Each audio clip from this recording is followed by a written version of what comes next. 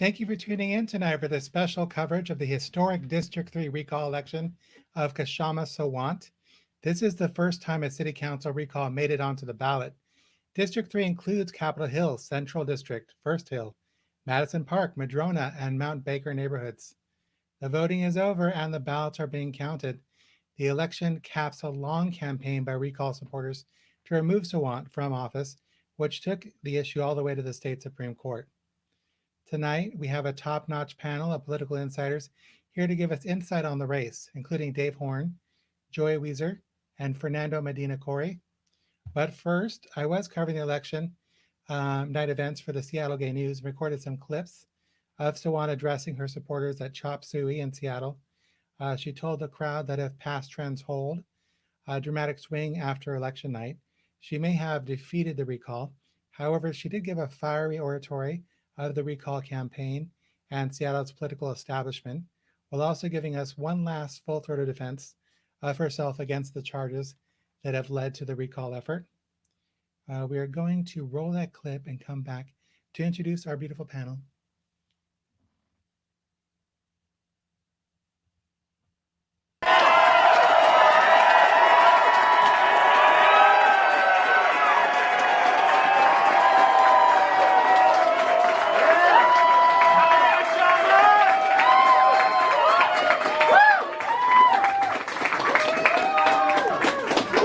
While we cannot be sure of the final result, if past trends hold, it appears working people may have prevailed in this fight.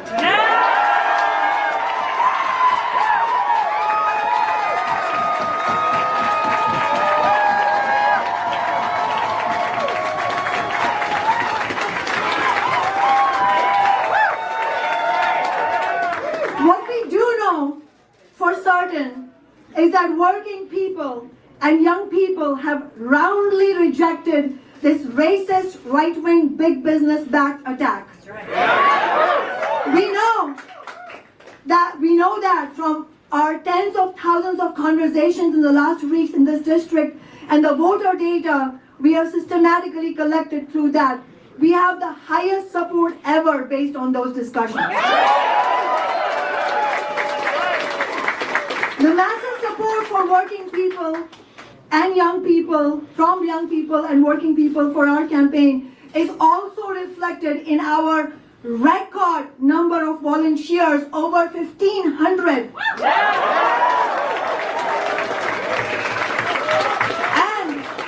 And our record number of donors.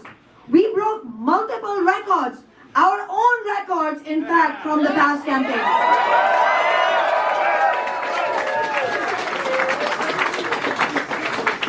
More donors by a country mile than any Seattle election ever, with over 11,500 individual donors.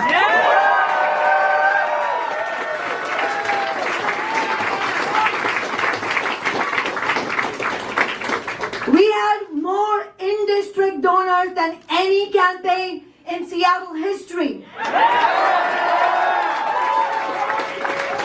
With over 5,000 donors, nearly triple the number from the right-wing recall campaign.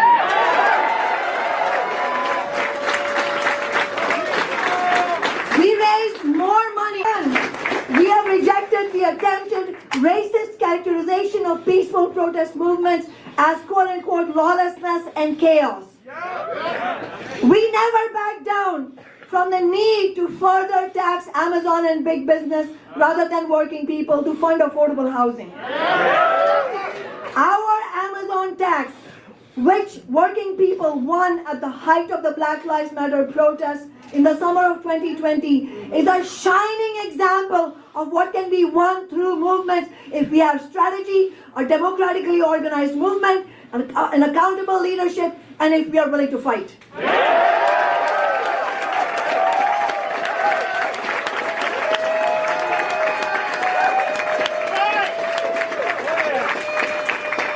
We never back down from the urgent need for rent control.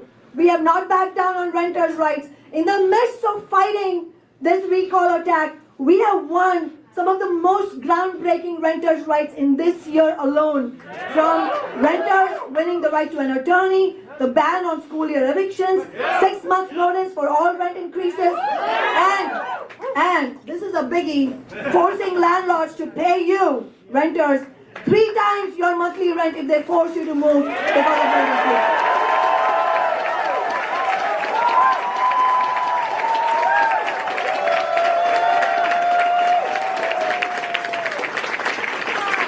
We never back down from the need for a socialist response to the climate catastrophe. We have called consistently for a socialist Green New Deal, including the need to take big energy corporations into democratic public ownership, because that is the only way we can stop them from destroying the planet as we know it.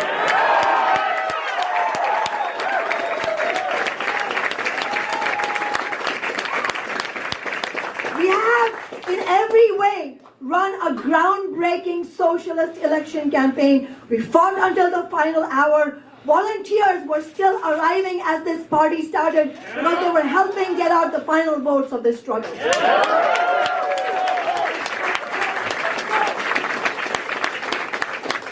Our message throughout this recall fight has been, which side are you on? Working people and Black Lives Matter, or big business and the right wing? We explained this at the doors, in our flyers, and in our ballot reply. The 15-month-long mockery of democracy has reminded us the difficulty of having a genuinely democratic society under the billionaire system. We saw the utter hypocrisy of how this thoroughly undemocratic recall system in Washington state was applied by the capitalist courts. The recall against Amazon's mayor, Jenny Durkin, tear gas Jenny, was unanimously thrown out by the state Supreme Court judges despite the weapons used by the police under her watch against peaceful protesters, myself included, despite the 18,000 complaints by protesters.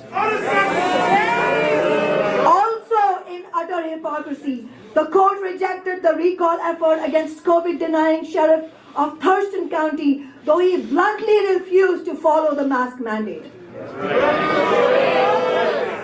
It is telling and predictable that only the recall against socialist politics was allowed to go forward. Not only did it go forward, but it received the enthusiastic stamp of approval from the Supreme Court with language on the ballot that dishonestly implied that I had broken the law, even though I have not, and even though the court do not judge the truth of the charges in recall cases. It is not only that the state Supreme Court applied the recall law in a highly unequal and unjust manner, as they did also a century ago when Seattle's last elected socialist, Anna Louise Strong, was undemocratically removed through a recall. The court was also directly responsible for allowing right-wing voter suppression in this election. The state Supreme Court was supposed to rule on January 7th according to their own calendar. In fact, they're supposed to rule promptly on all recall cases according to their own norms. Instead, they not only did not rule on their own self-imposed timeline, they waited nearly 3 months to rule. Nearly 3 months with no explanation given. And all the while, they listened to case after case. And by doing so, they allowed the recall to bypass the normal November election. Only the court's delay made that possible. Working people are not naive. We cannot afford to be naive. This blatant voter suppression did not come out of thin air. It came from the state Supreme Court, from the institutions of the capitalist class. They have, and it's no surprise that the right-wing recall campaign took the opportunity for voter suppression that was offered. The laws under capitalism are not written for us, and the courts themselves uphold, just as much as they can get away with, the interests of the billionaires. They defend a deeply unequal racist status quo in which the overwhelming majority struggle to get by while the very wealthy live in enough opulence to last 1,000 lifetimes. Slavery was once the law of the land. It took a second American Revolution, the U.S. Civil War, to end slavery. After that, black people faced a century of brutal system of racism under Jim Crow segregation. While the lynchings that backed up segregation were not legally sanctioned, no court in the land would convict the lynchers. Indigenous people in this country had their land systematically stolen at gunpoint. The treaty rights legally promised were denied by the courts. Their children rounded up and taken away to quote-unquote boarding schools. All this was sanctioned by the law. And now that the Black Lives Matter movement is fighting back again against institutional racism, we see the racist courts punishing the protesters, but not the violent racists. We just saw that with the shameful acquittal of Kyle Rittenhouse after murdering 2 people and injuring another in Wisconsin. Roe v. Wade is now under attack with basic women's rights under threat from the U.S. Supreme Court. Corporate cash has weighed heavily in this campaign, not surprisingly. We have proudly and powerfully fought back in a way that should be an example to all working people, regardless of ultimately whether we win or lose. We say that when we fight, we can win, but that does not mean that we will always win. The working class will have setbacks also, even if we do everything right, even if we fight with every ounce of courage, because this bankrupt system is stacked up against us. We do know, though, however, we do know, if we don't fight, we will never win.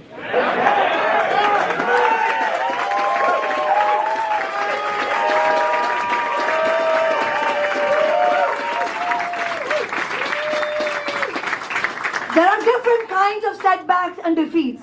If we lose this fight, we should be crystal clear that all of us here and those beyond this room who fought with us, that we should be incredibly proud. Not only of how hard we fought, but particularly of how we fought.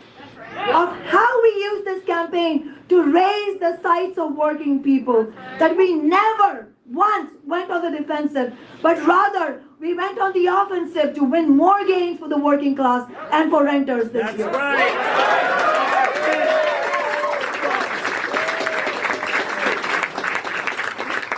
What has been at stake with this election wasn't only about one working class city council position, neither for the working class nor for the ruling class.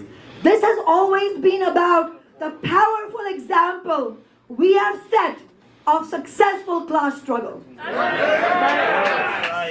Bernie Sanders once said, if this is going to be class war, it is about time that the working class won that war. Honor if we as working people become enemy number 1 to the billionaire class.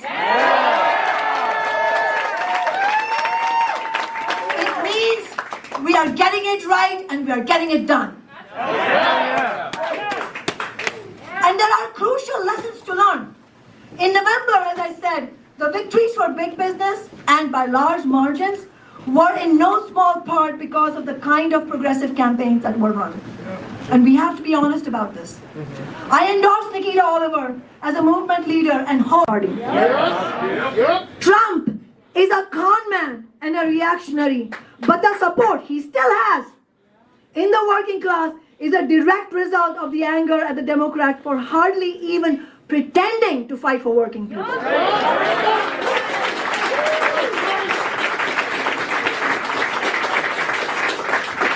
The continuation of this will be utter disaster. It will be further growth of the right wing. If it continues, it will mean a more dangerous right-wing administration in the White House, whether it's Trump in 2024 or someone else. Here in Seattle, the Democrats in City Hall have refused to fight for working people, refused to take on big business, and refused to use a movement-based strategy. But it's worse than that. They have actually fought our movement every step of the way and tried to undermine working people's movements repeatedly. Partly by falsely making it about my personality, blaming me for not following the quote-unquote process, and claiming that I'm not quote-unquote nice. When we have used our position on the dais to expose them, as is our moral and political duty.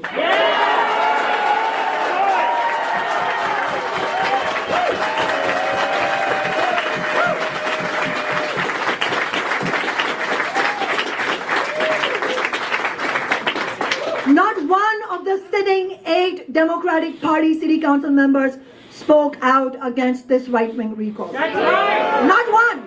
Not one.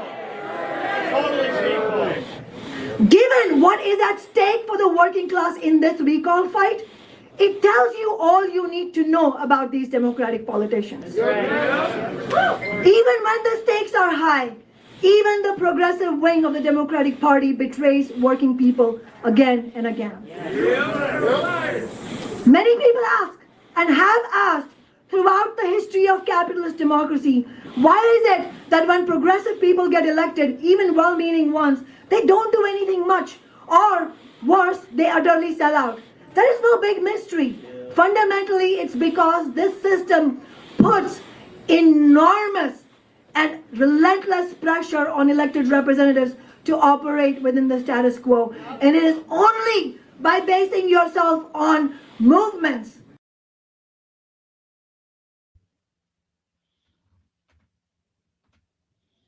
Hello, Henry Bridger II, the campaign manager for Recall Sawant, told me today, we are very encouraged by last night's returns and owe a huge debt of gratitude to all the District 3 voters who have shown up to make their voices heard in this critical election. We see last night's results as sending a clear signal that District 3 is tired of not being represented on Seattle City Council by someone who is allergic to accountability. Voters are tired of her vitriolic and divisive rhetoric that prioritizes Sawant's own political ambitions ahead of the needs of District 3 residents, families, and businesses, and that District 3 voters are ready to restore civility and build a better and brighter Seattle.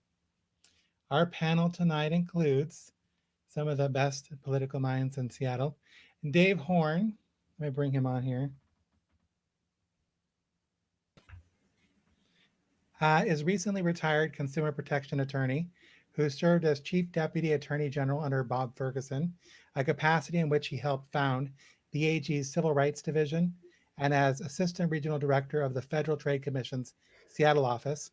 He has been an LGBTQ rights activist for 30 years as president of the Privacy Fund, legislative chair of Hands Off Washington, and board member of Lambda Legal. He has worked on numerous political campaigns for Democrats as well. Also, I want to point out that I've known him for probably 2 decades now. He's been a great source to me, and I do consider him a friend. Thank you for coming on the program. Thanks, Renee. Thanks for having me. And I take the liberty of thinking of you as a friend too, and I appreciate that. Thank you so much. I want to next introduce Fernando Medina Corey.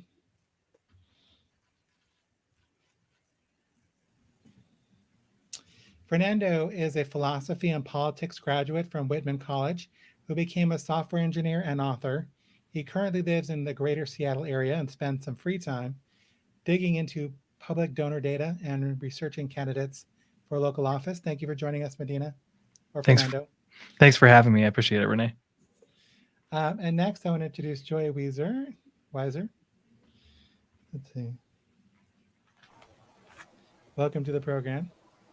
He is a third-generation Seattleite, a Seattle Central College and UW graduate, an activist, and a self-proclaimed social media addict who's managed some of the world's largest corporate brand accounts. He recently served as communication chair for the 43rd District Democrats and was a prominent source of information during last year's social uprising in Seattle. With a people first perspective, his social media advocacy and broadcast journalism has shifted cultural conversations and has been featured on mainstream media outlets across the globe. Thank you for joining us, Joey. Hi, Renee. Good to see you. I also consider you a friend. I'm not going to hold it against you for not throwing that out there, but I love you. It's all Dave right. and I'm I just go using you. back She named me decades. first. That's fine. That's fine. Dave was reading my I'm stuff on when to I was you. a I baby think journalist. it was probably in deference to seniority. I'll call it seniority. Definitely, definitely. He read some of my early work, and let me just say, it wasn't my best. Oh, it was great. It was Um, great. You were big in the anti-bullying campaign, Definitely, definitely. right on the trail with us. Hmm. David, I want to start with you because last I checked, 246 votes are what separates the two campaigns, meaning that the election is basically a tie. What do you make of the latest returns in the race? Well, I think that Councilmember Sawant has probably survived the recall. We'll know more tomorrow and the next day. I think it'll still end up being quite close. Um, but I have to hand it to her. I mean, she ran a hell of a campaign. She had a very clear and simple message, which she repeated a number of times in her remarks last Yes. night. That this is about billionaires and corporations trying to oppress working people, and that if you're not in favor of Kshama Sawant, you're in favor of oppressing working people. Um, I got a bunch of mailers from her, and I think all of them led with that and ended with that. And I think that benefited her a lot. The recall campaign talked about Kshama Sawant and the charges against her, um, and I didn't see much of a response at all to the charge about the recall being all about corporate interests. Mm. It would not have been hard to rebut that. Um, there are probably 12 Republicans in District 3, and I'm sure all of them supported the recall, but there are many, many thousands of people who voted for the recall, who donated for the recall, who endorsed the recall. Um, and I am confident that the vast majority of us are liberal Democrats who have supported liberal and progressive Democrats across the board. But anyway, I think her message was a big selling point. I think it helped her that her campaign theme was written onto the face of the ballot, something that I think surprised most of us when we saw it. I hadn't noticed that provision in the law. And not in voter pamphlet style where there's sort of a back and forth, in a ballot measure. In the voters pamphlet, they'll have a statement for and a statement against, and then a rebuttal to the statement for and a rebuttal to the statement against. This just listed the charges and then gave Sawant's statement, which again was all about billionaires and oppression. Money. Her campaign raised more money than the recall campaign. There was a PAC or independent expenditure campaign that came in toward the end and kind of evened it out. But the recall campaign had more than 5,000 individual donors. And I don't think all of them are billionaires. I know I'm not a billionaire. Her Get Out the Vote organization was awesome, as it was 2 years ago against Egan Ryan. I think it really saved her 2 years ago, and it probably saved her again this time. I had never seen this done, and Nikita Oliver and Lorena Gonzalez did it a month ago, where they set up these booths all over the district where you could walk up and get your ballot printed out off of the internet. And people were doing that and filling it out, and most of the booths I saw were right next to a post office collection box, and they could drop them there or put them in one of the county's collection boxes.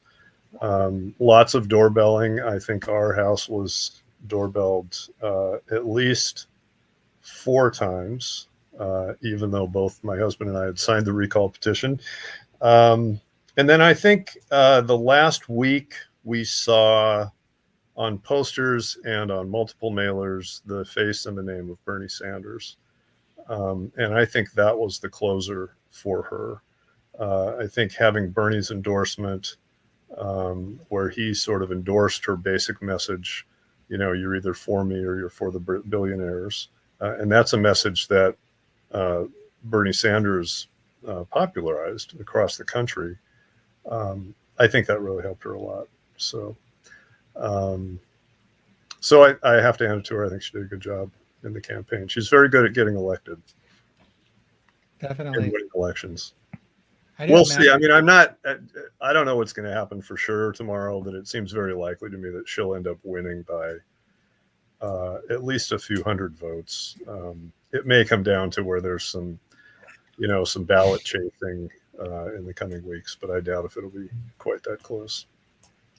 Yeah, I do have mad respect for her as a politician, for sure.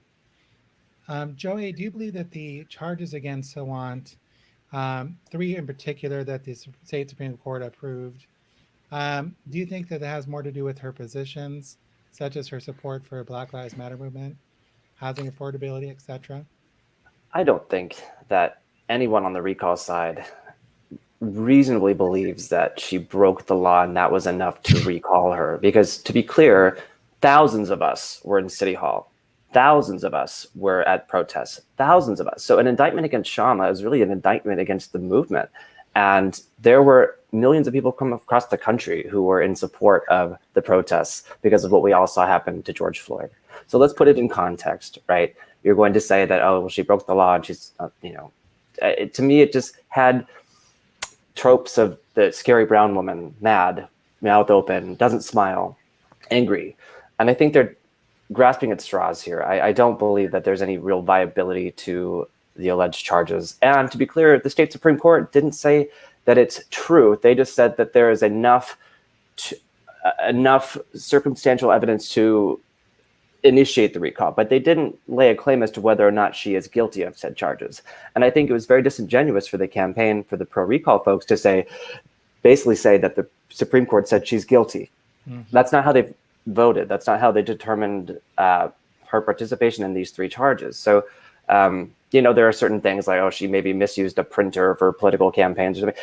Come on, miss me. That is some bullshit. And I think that if that's enough to thwart our democratically elected socialist council member, who is the most senior person on the council, then our democracy is in real trouble. Because if a recall for something like that can hold here, then it can hold anywhere. And this is going to be a trend that Republicans and conservative Democrats pull out of their hat whenever they just don't like someone's politics, whenever they feel like their property values are going to go down, whenever they feel like they're going to get taxed too much.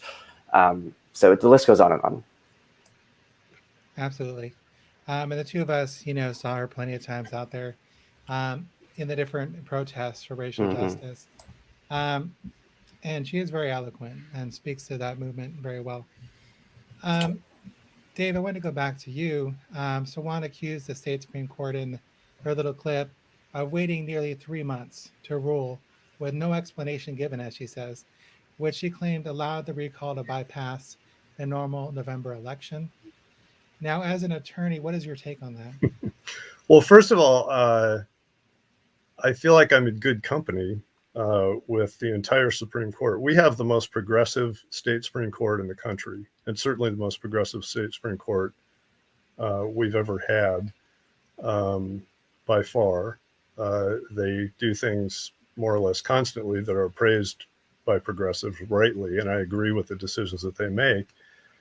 And for her to get up and say that our state Supreme Court is racist and right wing because they said, yes, these charges do constitute violations of the law is it's kind of symbolic of Sawant to me, because there's no difference to her between loyalty to Kshama Sawant and loyalty to the cause of making the world a better place, of bettering access to healthcare, of providing housing to people, of eliminating discrimination. I mean, those are things certainly that I support, that every supporter of the recall that I know supports, and probably every opponent of the recall supports. But she doesn't distinguish between people who have a different perspective and people who are her bitter enemies. And I think that's why she's had trouble engaging as a member with the other city council members. They, I think she's alienated them, and that hasn't really changed. She has somehow convinced a lot of people that she's accomplished a bunch of stuff on the council. Everybody I know in City Hall feels like, even on the $15 minimum wage, which is sort of her claim to fame,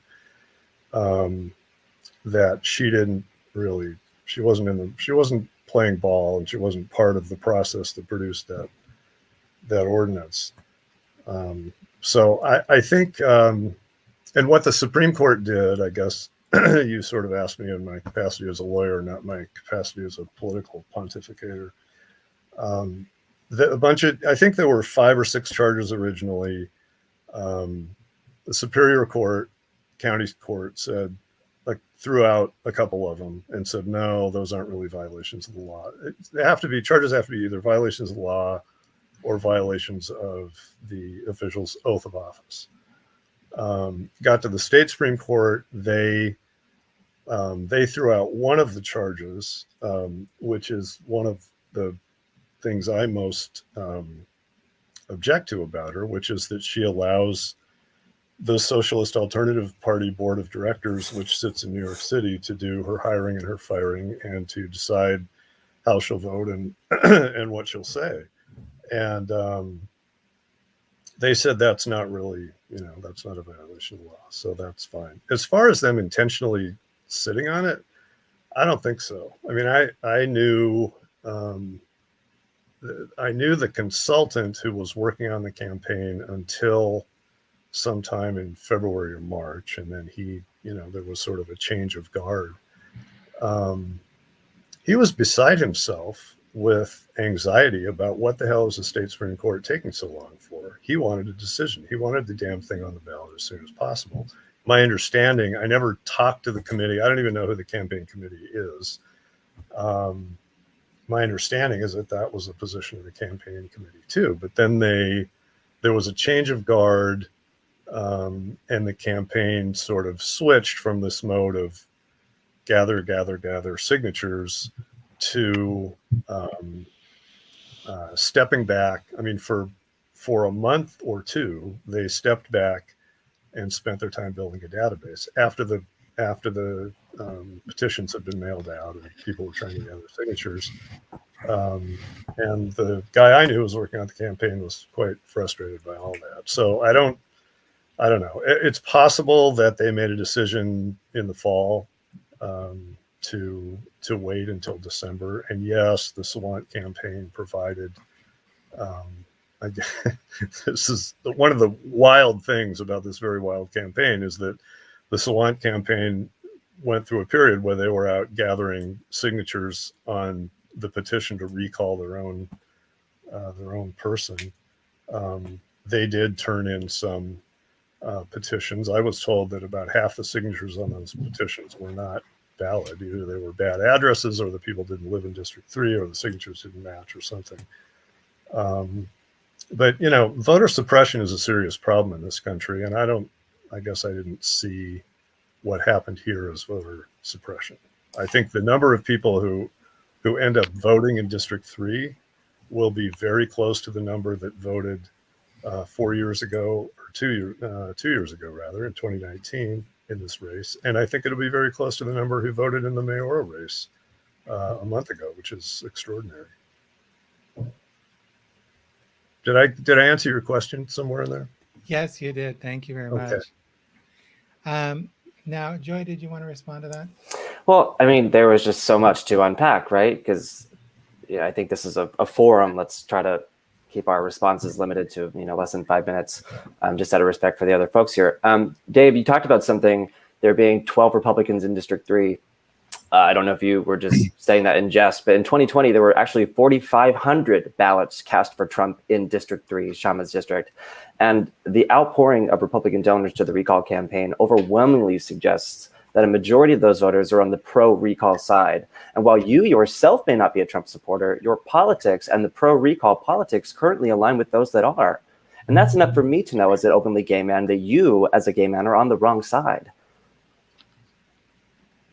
You also said that she hasn't accomplished anything. You alluded to the $15 an hour not even being part of her platform. She is the most consistent messenger. You acknowledged that in her campaign materials. And 15 now, that was a drumbeat that they had been beating for months, if not years. And then they got it and it became a national movement, right?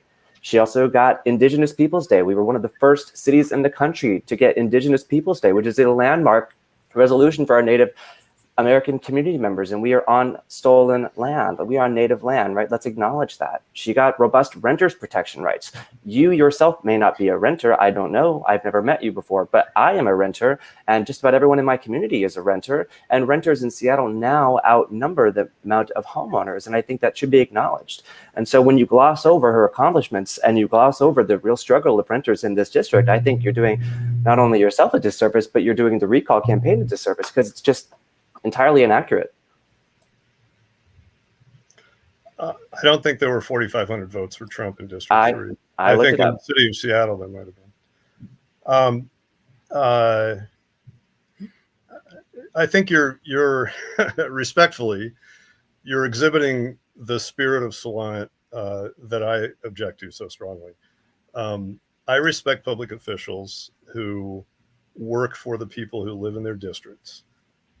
Who are open to seeing those people, meeting with them, talking with them about their problems, and focusing on solving their problems. I know any number of people who Sawant has refused to talk to, refused to meet with, has canceled meetings with, because she suspected that they were against her, like she now suspects the entire state Supreme Court of being racist right-wingers. There was an article that came out a couple of weeks ago, an interview with Jean Godden, who was on the city council when Sawant was elected, and they asked about her interactions with her, and she said, "Well, I bumped into her in a restaurant right after she beat Richard Conlon, and I introduced myself, and I said I'm on the council. Welcome to the council, and when can we sit down and have lunch and get to know each other and talk about what we can work on together?" And Sawant said, "No, I'm not going to meet with members of the city council. I have to, I'm busy meeting with my other members of the Socialist Alternative Party." She's a total outlier at the city council. And I guess you've also referred to some other things. I know that there were some complaints, at least early in the campaign, that the recall used a photograph of Sawant standing in front of a crowd, holding a microphone up to her mouth and appearing to shout or speak into the microphone. And people said, well, that's the trope of the angry brown woman. Kshama Sawant has run for office 4 times, not counting the recall. In all 4 of her campaigns, her own materials, her own website, her stock photograph of herself is standing in front of a crowd of people, holding a microphone, shouting into the microphone. I mean, that's part of her brand. And so I think the people who sent out a picture were a little bit taken aback that was suddenly proof that this was a racist campaign. Well, if I don't may, think that's written. I'm sorry. Do you mind if I jump in, Renee? I mean, I don't think that's really why people are calling this that's one of the, I guess, many pieces of characterizing some of the descriptions of the recall campaign as racist. But I think more what I see when people start talking about the racism of the recall campaign is where the money's coming from. I mean, you look at some of the top donors, the people who gave to A Better Seattle at the levels of $5,000, $4,900.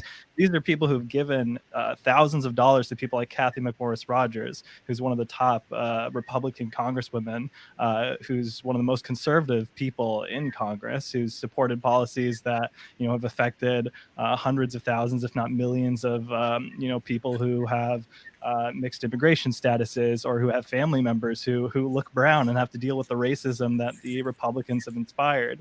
And it's not just those people; it's also plenty of other people who've donated to even worse campaigns, like Kelly Loeffler's campaign in Georgia. These are people who aren't particularly good representatives of leftist progressive politics. Not friends of the queer or the LGBTQ community. It's not like they're going after you individually, claiming claiming that you have some particular racism there that you're exhibiting. It's mostly that they're focused on who the interests that these donations are going to support and who do they align with. And it's in those particular instances, it appears to be very conservative, very right-wing politicians who are lining up the money to go to the recall campaign. From my perspective, just looking at the industries that these people work in, which is most of what I do when Renee asks me to come and talk, is primarily industries that benefit if Kshama Sawant gets kicked out of office and can no longer continue to push for pro-renter policies like the policies that we heard Kshama mentioned earlier in the small clip, which is, you know, things like economic eviction assistance, where if you're making under a certain amount of money and your landlord decides that they want to raise your rent more than a specific amount, they'll have to pay you so that you can find a place to live rather than being on the street or not being able to find a new place to live in the city where you've been living for the last, 5-10 years, and the prices of houses have been going up and rent's been going up. So I think the racism that we're talking about is not just the surface level stuff when it comes to these photos. It's the specific policies that drive Black people, that drive working people, that drive people of color out of the city because they can't afford to live there anymore. And those are the sorts of policies that the conservatives are pushing and that Kshama's fighting against, at least in terms of the way I see it when I look at that money. So a couple things. One is more than 5,000 people donated to the recall campaign. The Sawant campaign has identified, I believe it's 100 or 110 or something, 130. 130 of them donated to Trump, and then 500 or 10% of them at some point donated to some Republican. 500 is 10%, 130 is a lot less than 10%. And to me, that's an acknowledgement that the vast majority of her donors are people who are more like me. Sorry, I don't understand. Who Sawant's donors are more like you, or the recall's donors? Well, the recall. I mean, you're focusing on. I don't blame her as a tactic for doing this, for pulling out a small. I don't think anybody's saying that all of the recall's donors, and this is not something that I claim in any of the research that I've done on those. I think you look at who gives $5,000. Racist right-wing recall. You're right, and it aligns over and over. Joey has said that it's a racist right-wing recall. Well, let's contextualize a little bit, because usually, and then say that I, as a supporter, am somehow immune from being called a racist right winger. As the only, I think I could be wrong, but as one of the people of color on the panel here, half person of color on the panel here, like let's refocus some of the accusations of racism. Nobody right now is attacking you specifically, and I want you to take a breath. I'm not going to be calling you out. What I'm saying is that a lot of these policies that are the way they're implemented affect minorities, and I think that's the same thing that was just being talked about earlier with the Washington Supreme Court. Nobody's calling these individual justices in their upholding of whatever archaic Washington constitutionality they need to for recall procedures racist in their individual. I mean, some of them might be, but what they're also saying is that the structural racism that exists within the Washington law that allows a socialist council member to get recalled for kind of frivolous charges, whereas you have Jenny Durkin, who supported a police department that brutalized thousands of protesters, that used chemical weapons against them in something that would have been considered a war crime if it wasn't done by a municipal department instead of a military operation. That person cannot be recalled, but a person who's alleged, alleged, not even proven, just alleged activities involved going to a protest. Let's be clear, it wasn't even organizing a protest, going to a protest, and then listening to some people at City Hall and allowing them to have a gathering at City Hall. These are the sort of absurdities that we're dealing with when it comes to the structural elements in that position. So what do you make of Reverend Harriet Walden, founder of Mothers Against Police Violence, strong supporter of recalling Sawant? Victoria Beach, who chairs the African American Community Council, strong supporter of recalling Sawant. I mean, I'd love there's a letter. There's a letter. I'm not gonna play the I'm not gonna play this awkward I want to go reference all my black friends game. Like this is not an appropriate thing for any of us to do right here. I'm not going to go name any of the endorsements that I'm sure Sawant has from people of color other than myself. It's an awkward game to play, and I don't want to do it. What we can do is talk about the policies again. And if you want to, go compare some list of endorsements, go for it. But then focus the recall on the policies. Exactly. Say, so what are the people, three? If you'd like to talk about the charges, don't if like you'd like my to talk policies. well, that's actually one thing I would love to ask you, because in the earlier conversation that you were just having, you mentioned some things that made you uncomfortable with Sawant, and the first concrete thing I heard you say was that one time when Sawant was elected, she didn't take a meeting from somebody that you knew personally. Like, okay, what are the concrete policy things that you think? A member of the city council. There exactly. are 8 other people she had to interact with, and she refused to meet with. Of course, I will. I'd love to hear the policy, the specific policies. Is it the increased renter protections? Is it you don't think she supports the $15 minimum wage? Like, what has she done specifically that you're against? Like, I'd love to refocus it. No, I appreciate that. Unless I'm sorry, Renee. Like, go no, ahead. I have 2 sort of bundles of issues with her. I'll say 2 issues with her. I voted for her, by the way, the first time she ran for the city council. But I was very disappointed in the way that she conducted herself once she got there. I've worked with and for a lot of elected officials who are in office who have to make hard decisions. Chris Gregoire, Bob Ferguson, who was still in office, making what I think are fantastic decisions and doing great work. And I've worked with a lot of people in the legislature, and you get a feel for who's constructive and who's not, who does the work, who can sit down and look somebody on the other side in the eye and work out some kind of a compromise with them, and who, on the other hand, just wants to make a lot of noise. A number of things about the way she's approached the office have concerned me and concerned a lot of people. I mean, the first time she ran for re-election to the city council, her opponent was Pamela Banks. Pamela Banks was the CEO of the Urban League, and which is a major African-American organization in town, couldn't get a meeting with her own city council member. And ended up running against her and lost, but that sort of thing bothers me a lot. I think that you guys have kind of ridiculed the charges against her. I will say the one, I'll just pick one of them: use of her office resources to promote a political agenda, to promote ballot measures. That's a huge no-no in state and local government. Even in the dark ages, even 35 years ago in Olympia, people were getting fired and fined and humiliated and drummed out of office because they used a printer or some state resource to advance a political agenda. And there was one instance cited in the charge against Sawant, but others have said, look, she moved into her council office and it became Socialist Alternative Party headquarters, and she was printing up flyers. And do you think that she's spent a bunch of money on like separate, like, I guess I'm just confused. The first thing I asked was just some like policies, and I still haven't heard any policies you disagree with. I haven't got to policies yet, but that was the first thing. I guess the second thing, like you started talking about how she's using campaign resources for Socialist Alternative.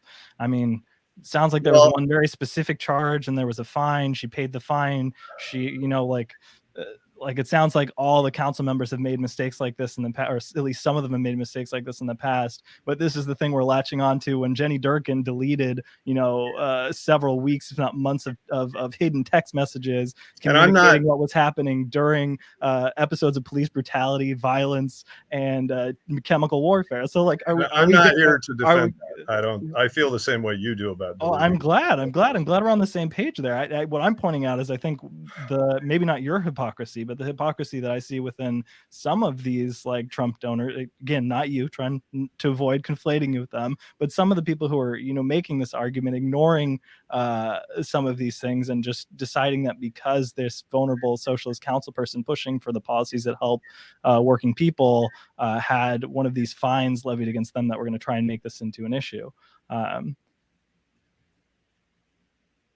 Well, you asked me why I was opposed to her, so I'm just trying to answer that question.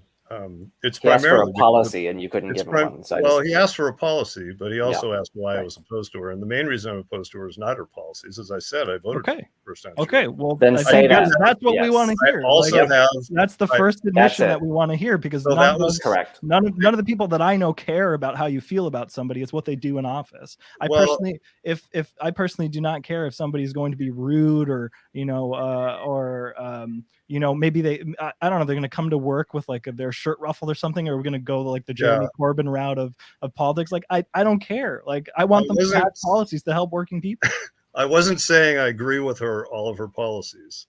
I agree with a lot of her vision, and this again is where her campaign rubs me the wrong way by dumping us all in the same bucket with Trump of all people. I think that she has gone too far on some things. I will say, I will raise one specific issue, which has to do with the people in my neighborhood who are suffering from severe mental illness, from substance abuse disorders. I had a member of my family who was severely mentally ill, who lived most of her life in a mental institution, who died in a mental institution, largely as the result of the toxicity of drugs that she was given to counter her psychosis. Mental health and mental health care is a big issue for me. It is not humane to allow dozens and hundreds of people to live who are mentally ill or who have drug issues to live outside under tarps and to pretend. And this is where I think she's a hardcore Marxist ideology comes into play. In the Marxist philosophy, absolutely everything is about economics. Every issue is about economics. And so the dogma at City Hall, and it's not just Sawant, but the dogma the last couple of years anyway, has been that if you're homeless in Seattle, it's because of greedy corporate landlords. That the people who are living outside have no trouble other than the lack of affordable housing. Lack of affordable housing is a huge problem. But to me, it is grossly inhumane to look at these folks and to deny that they're suffering, that they have these problems. Do you think Sawant's doing that? I guess I'd like to. I mean, I don't want to monopolize the time here, but let me jump in because Fernando, I did want to give you time to talk about the money because you had a great Twitter thread that I read and I really enjoyed it. So we'll get back to move rate in a minute, but I want to make sure you have as much time as you want to talk about that. And I know we do have, we will put that on the screen for folks. But let's see. But I wanted to ask you, according to Sawant, and maybe I got this wrong based on what she said, but I believe she said that there was more in-district donors than any campaign in Seattle history. She mentioned over 5,000 donors. She says nearly triple the number from the right-wing recall campaign. She claimed that the recall effort was bankrolled by Trump supporters, Republicans, and special interests. Now, you looked into the donations, and what did you find?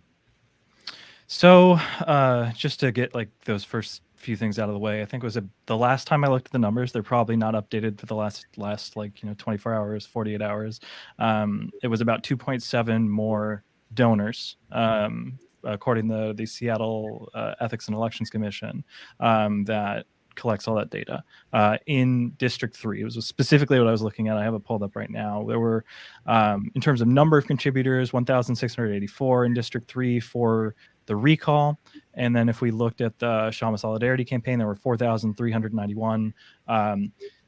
Essentially about 2.7 more. If you add in the A Better Seattle folks, there's another 215 donations that might make it, the percentages on each of those swing a little bit more. A Better Seattle, maybe not a ton of people know about this, is actually kind of last minute pack that was, in my opinion, kind of sneakily put together by some of the ultra wealthy people in Seattle to just funnel an extra $200,000 into this race after Thanksgiving, and then eventually had its funding caps lifted so that the average contribution from the A Better Seattle pack was probably in the range of like $900. My math is going to be shaky right now, but it was a total of about $205,000 and 215 donors or contributors, which makes it close to 1,000. But I don't want to do math live, so.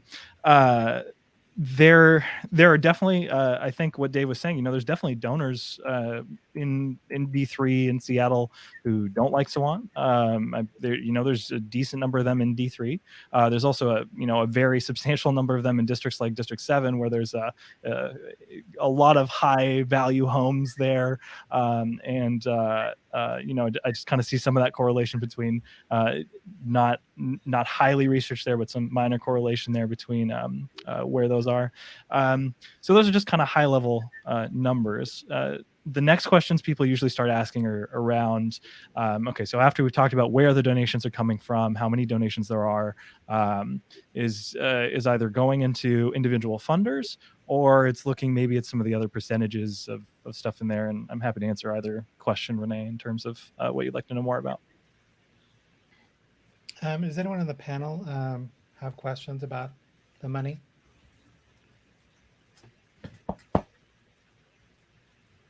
I know, Dave, you probably have a question or two. No, Fernando, I appreciate your work in digging that out.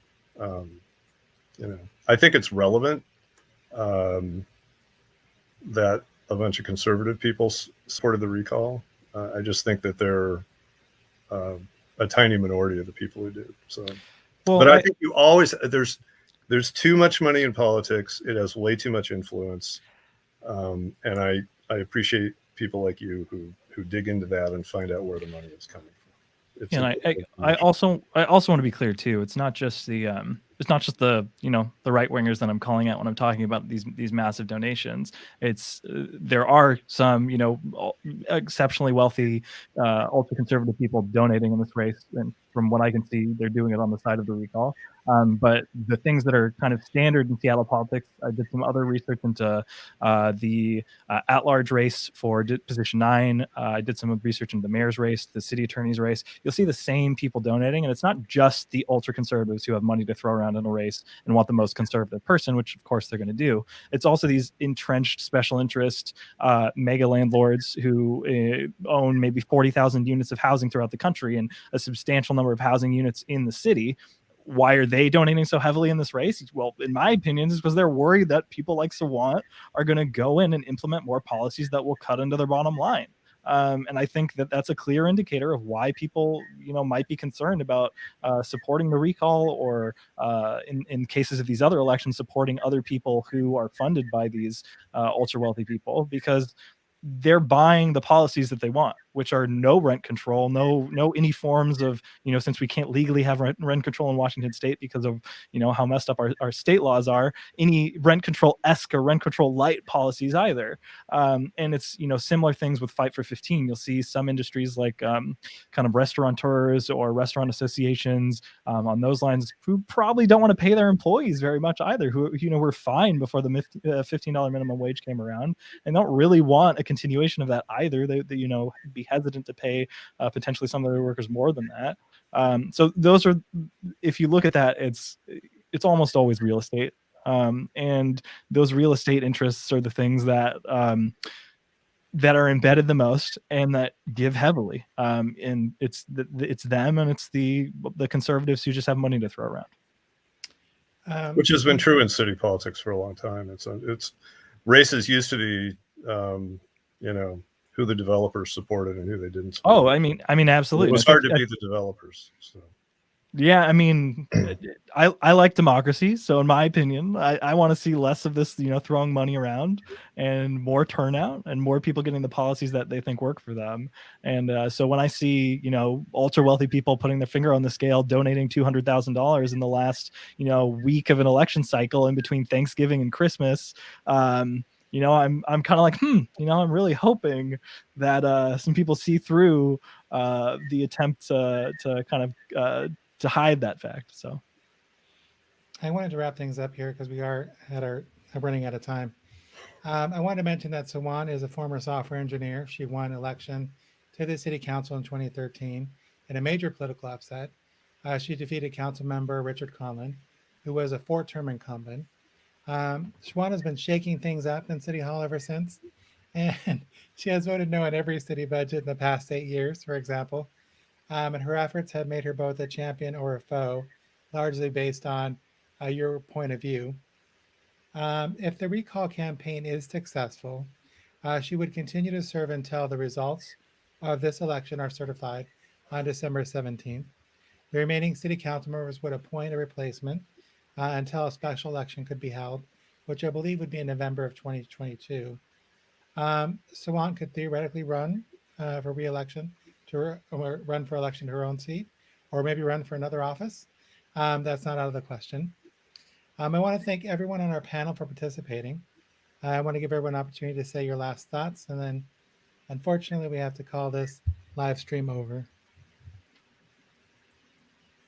I'll just say tentative congratulations to those of you who worked on the no on recall on the recall campaign. I think you won, and I think it was a very well-run operation. I'll throw out, in spite of the lower turnout so far, it's worth noting that the December electorate is actually younger than the final November electorate.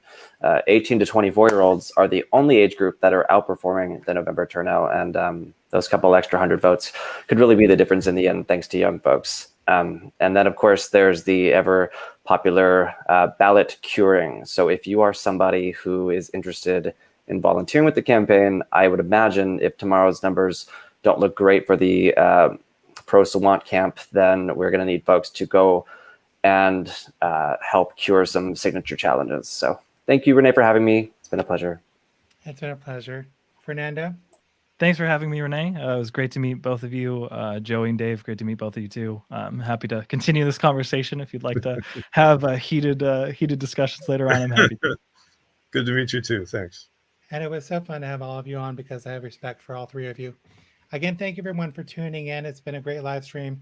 We were talking about the District 3 Kshama Sawant recall election. And I want to thank you. You'll have a good night, and I'll see you next Wednesday at 8.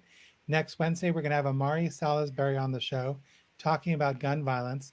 I'm also going to introduce you to my friend Selena, who was a coworker of mine in social service and who lost her son to gun violence. So I want to introduce you to her and her son, Ezra Taylor. Again, thank you, everyone. You have a good night. Thanks for